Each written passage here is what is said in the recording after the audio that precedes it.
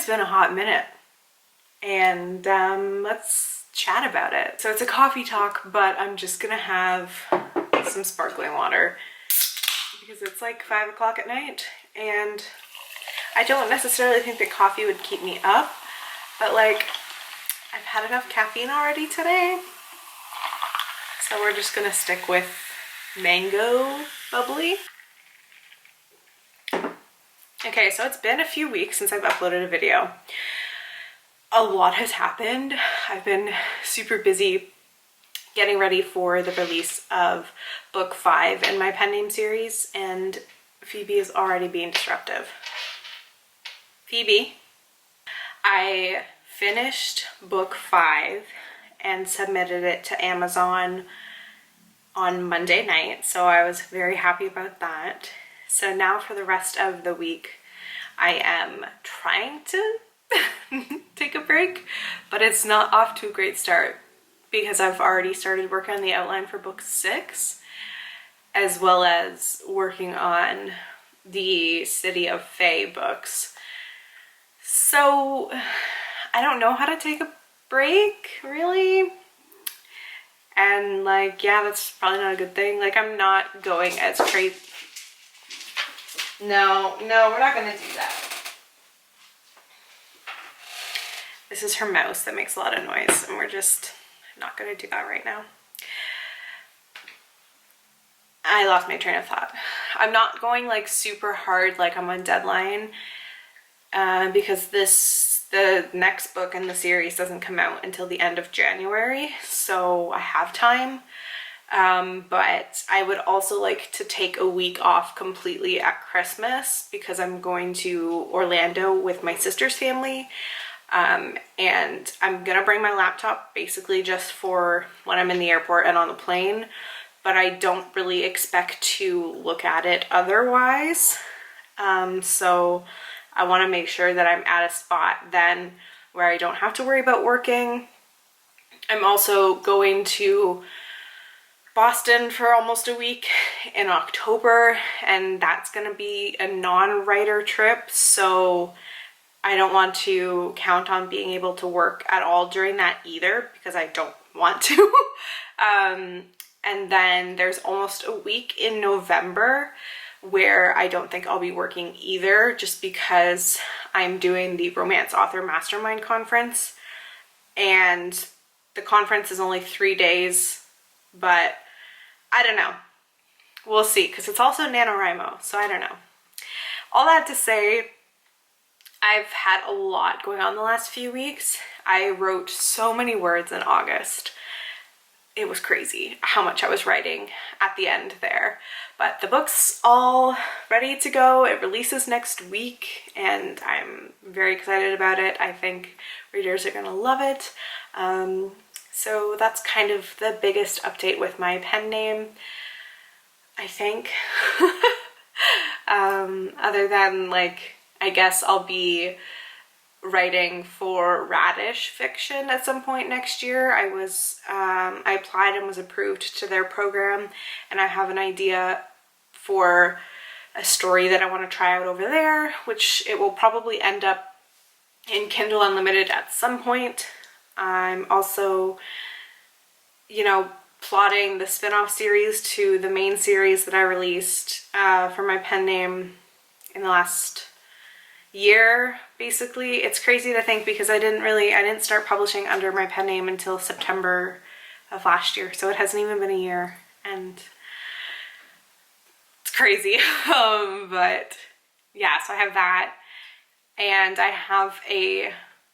I bought a pre-made cover from my regular designer. And if you guys don't know, my regular designer is my very good friend Keylin. Her work is phenomenal.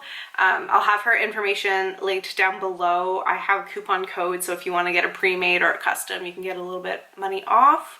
And I 100% recommend her to everybody who is looking for a cover. But I bought one of her pre-mades because I was looking at it, and then I was like, no, I don't really have a story idea for it. But I kept going back to it, and I was like, if somebody else buys this, I'm gonna be upset. So I was like, I just need to do it. So I bought it, I'm like 99% sure it's going under my pen name because of what I want to what I want to write, but that's next year Jesse's problem. It might even be 2025 Jesse problem. I don't know, because I'm also doing a co-write with an author friend of mine late next year, I believe. Again, under my pen name. All the things are happening. But pen name aside, I'm also working on this. So I've just been kind of going through it, making, I don't even know if you probably can't see, but just like notes of what I want to change. I also have a notebook to take like more in-depth notes, but that's the first part of the revamping of the series, is rereading all of the books. I remember certain scenes. For the most part, I don't remember what happens in these books. Like, I don't know if that's like a weird thing. Like, do you, author friends, like, do you remember what happens in your previous books?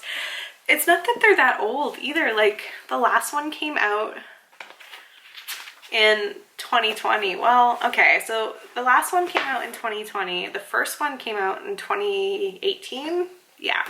So I guess it has been a little while. I've written a lot since then. Anyway, so I'm having fun going through it. I kind of like forgot. So the love interest in this one, his name is Tristan, and he's like, I love him. He's one of my OG book boyfriends. But I'm just like reading through, I'm like, wow, he's like, I gotta add some stuff to him to like his, I don't know. He's just very standoffish, which like I guess at the beginning of the first book it makes sense like to his character, but I just like remember him being like cute. So maybe I just need to get to that part. I don't know. Right now I'm just like, wow, yeah, you're really boring. So we'll see. But that's what I'm kind of going to be working on. This is my priority from now until the end of the year, which is very exciting. So you guys will get to hear a lot more about what is going on, how I am kind of doing all of this. I've delisted the book everywhere. It's off all platforms. You may still be able to get paperback copies on like Amazon or Barnes & Noble. Just depends on if they had any pre-printed. But yeah, otherwise the Twisted series is dead. And City of Fae is coming, and I'm very excited. I am planning a cover reveal event because each of the books is going to have... Why are you like this? Do you mind? Can you go? Go. Oh man. Each of the books is going to have two covers. It's going to have the normal people on the cover, and then it's also going to have an alternate cover, because I know some people don't like the people covers. They prefer, you know, the alternate, discreet, however you want to call it. But I have a pretty close to done draft of the alternate cover for the first book, and it's really pretty, and I'm very excited to share it.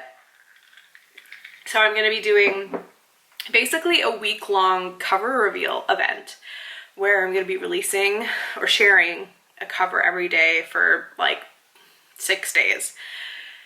And if you want to sign up to help share the covers, there will be a form in the description box below, and you can sign up there. But yeah, that's kind of what I've been working on, making a lot of graphics for like promoting the series, because, you know, making graphics and all like the teasers and stuff is easier and more fun sometimes than working on the book itself. And so that's what I've been doing quite a bit of, even just for my pen name as well. So I also wanted to talk a little bit today about like my author toolbox, because I get asked a lot like what I use to write in, like what do I use to edit, what do I use to format, what do I use to like make my graphics? What do I use to dictate? What do I use for blah, blah, blah, whatever. So I wanted to quickly share like a sort of listicle, I guess, of what like my main things that I use basically on a daily basis to be an author. I'm sorry if you can hear Phoebe chowing away in the background there. So first of all, what I use to write in, I draft in Scrivener because I just like its features, though I 100% only use like 1% of what it's capable of. I edit in Google Docs, mainly because I also share my manuscript with my beta readers and critique partners through Google Docs. So that it's just easier to do all my edits there as well.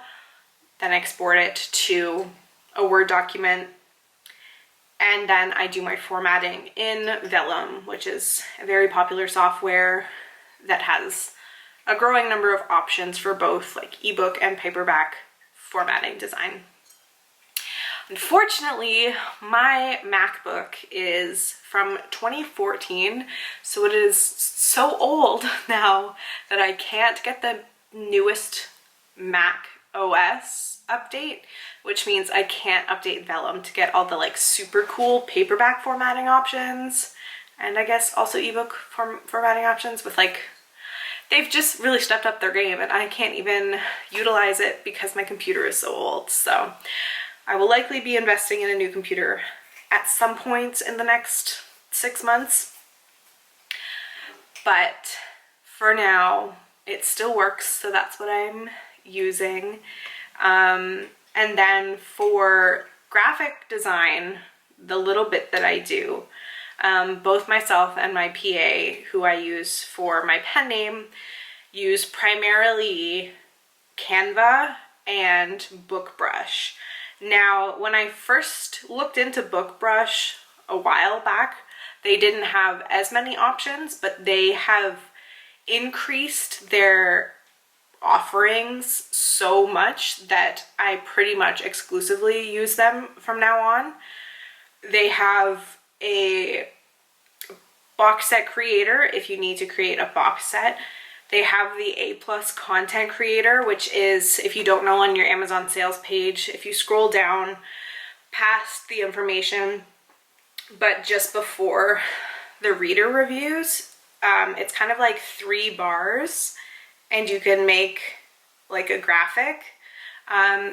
Some use like a teaser from the book, they split up the book cover, they use like reader reviews, but it's super convenient because I used to make them in Canva and I would have to like move it around to make it fit properly, but with BookBrush you can literally just do it as one and it exports as the 3, and you can just upload it super easy through KDP, which makes it incredibly convenient. But that's not even my favorite part about BookBrush. The thing that I use the most is the instant mockups, which is literally what it sounds like. It's so convenient and quick. You just select your book cover and you can go through a ton of different photo options where you can stick in your book cover and boom, you've got promotional material out the wazoo. I do this primarily for, again, right now my pen name, but I've started doing it for my books as well. And what my PA and I do is just make a whole bunch of them and put them in a Google Drive where my influencer team is what I call them. Anybody who's sharing content about my books, they can, you know, pull images from this shared Google Drive with all like the book cover images from BookBrush. And I just got an email from them actually not too long ago, like a few days ago, sometime this week. They're now offering book cover design. So that could be interesting to look into as well. But yeah, the biggest thing that I use is their instant mockups, no doubt about it. I freaking love it. I also have a coupon code for them if you're interested in checking it out. I highly, highly recommend especially if you're just starting out and you don't want to spend a ton of money hiring a graphic designer to make teasers or graphics for your book. You just spent a lot of money on a book cover. You don't want to spend a whole lot more. This gives you a great opportunity to create those images. And they also have some new swag options as well, where you can create swag designs with your book cover and such. So highly recommend. I will leave their info down below if you want to check it out. And then basically the last two things I use throughout the brainstorming, drafting, editing, publishing process is my handy dandy trusty Spotify writing playlist and Pinterest inspiration board.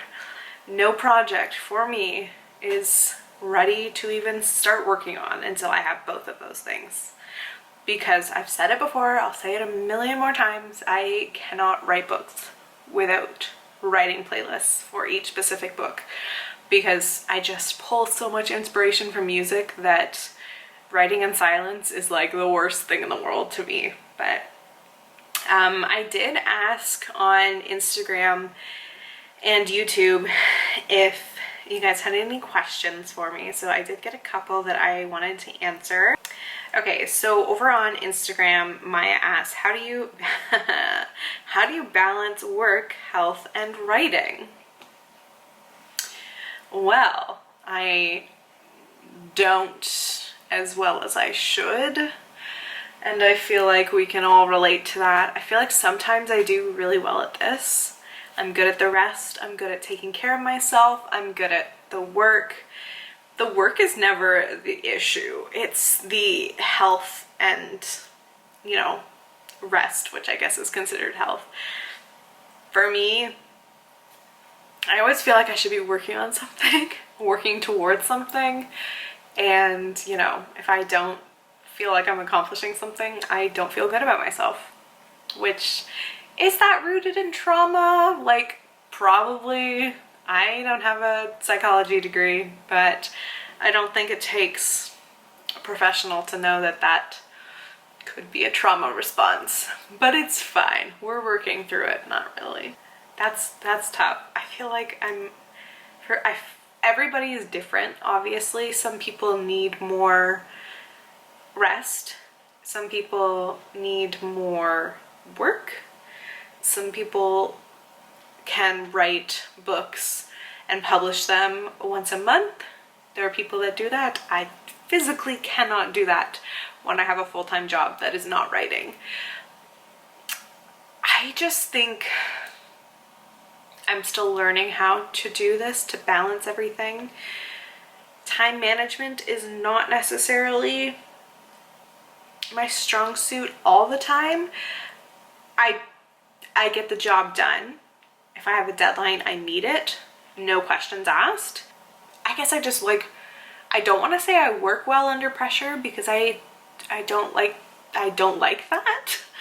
But also, if I didn't have a deadline from Amazon, from an editor, from anybody, then would I ever get anything done?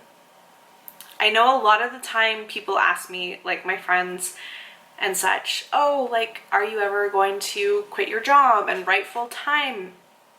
And my answer has been, and still is, very firmly, no, I will not quit my job. One, I love my job, but two, I truly don't know. I don't really think that I would get any more done, because I get done what I need to get done in the time that I have. I don't necessarily think that giving myself all that more time would make me write a whole lot more or publish more. Maybe for the first little bit, but I don't know. I think I've got a good thing going where I'm at. Doing it more as a hobby, though I consider it to be like a professional hobby. Because I do make an income on it, I've evaluated what I want from my writing, and for it to support me financially is not what I want from it. So that was kind of a tangent answer. Did I even answer the question, or did I kind of just skirt around it? How do I balance it? I guess deadlines, because if I didn't have deadlines, I would just kind of be all over the place. Like, I don't know, for me, I slowly work on things, then I go super hard leading up to my deadline. I meet my deadline, and then I try to take a little break. Like I said, I'm still working on the break part, getting better at that, and I also do try to prioritize my health. I'm still trying to get better at this, but for me, that kind of just means making sure to schedule in the time to do what I need to do to make sure my health is looked after. I schedule in time to, you know, hop on the Peloton and do a ride. I schedule time to go get my hair done, because self-care is still care of yourself, which is health, right? Like, I don't know. I've done things like I save myself time from going to the grocery store by ordering groceries. That gives me time to do something else. Like, I guess maybe I'm better at time management than I think I am, and I need to not be so hard on myself. This is an epiphany that I'm having right now. So I'm glad you're here for this. Let's just sit in that for a minute. Okay, we're good. Zara's question over on YouTube is, it goes hand in hand with the previous question, I think. It says, what do you do when you need to be productive but don't have motivation or the time because of other life priorities? That's hard, because there are days where I feel like the motivation, it just hopped on a train to like Timbuktu and was like, you're on your own, lady. On those days, I do try to be kind to myself, show myself some grace, and just recognize that I've accomplished a lot. But then the other part of me, which is the Enneagram 3, is like, you have shit to do. I don't care if you don't want to do it. You's gonna do it. I guess I'm able to be hard enough on myself that even if I don't necessarily want to do something, if I truly, truly need to do it, I will. If it's something that I'm like, do I really need to do this today? I have to evaluate how important it is, if it's more important than me needing a day off. Like, if I'm having a really bad mental health day, my anxiety is really high, odds are I'm gonna say, okay, we're gonna take the day off. We're not doing anything. Anything that takes more than half a brain cell, it's not happening today. On days like that, I watch TV. I just don't do anything that requires a lot of energy or thinking, because it just doesn't work.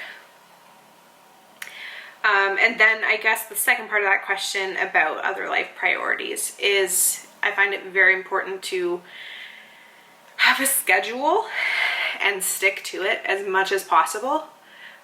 I use a Google Calendar and do time blocking, and I am very diligent with my schedule. I'm very protective of my time, so I think that that helps. I don't like to waste time. If I can do two things at once, I will.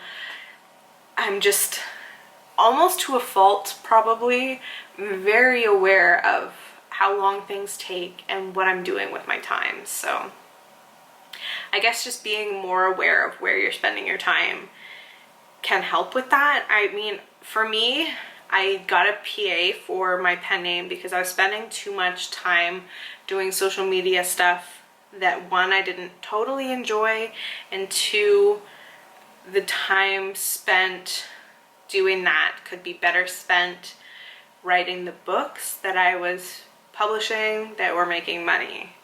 So yeah, that's kind of it.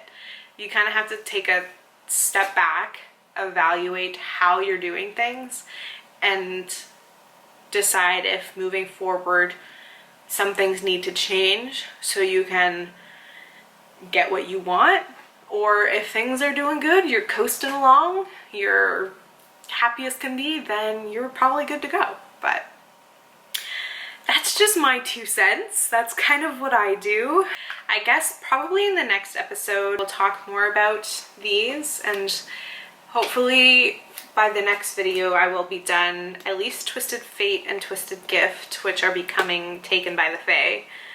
And then I will be working through the other books, but I did want to briefly touch on kind of like the channel, because vlogs may not happen as much. I'm thinking of saving them more for like special occasions, like if I do a writing retreat, if I go somewhere with my writer friends, you know, kind of stuff like that, and then do these kind of like sit down videos chatting about like updates and stuff, because the few coffee talk videos that I've posted, you guys seem to really enjoy, and I kind of like coming on here and just kind of talking through some stuff, I guess. A little therapy session, what?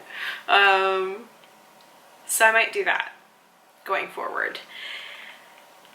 But we'll see. They may not be as consistent just because I may not have an update. Like, I don't want to come on here every week and be like, I wrote this many words, I'm doing this over and over and over again. Like, that's not fun for anyone. So I may go down to 2 videos a month, but we'll see. And patrons will always get videos first. They will get them as early as I can get them out. So if you're interested in that, plus a ton of other fun stuff, including a whole tier just on indie publishing, including Amazon income reports, which are really fascinating. You can check that out. That information is down below, along with all my other links. That being said, I'm going to go ahead and wrap this up. Thank you guys so much for watching. If you enjoyed, please feel free to give it a thumbs up. Don't forget to subscribe to my channel on your way out if you are new here. And yeah, I will see you guys in my next video. Bye!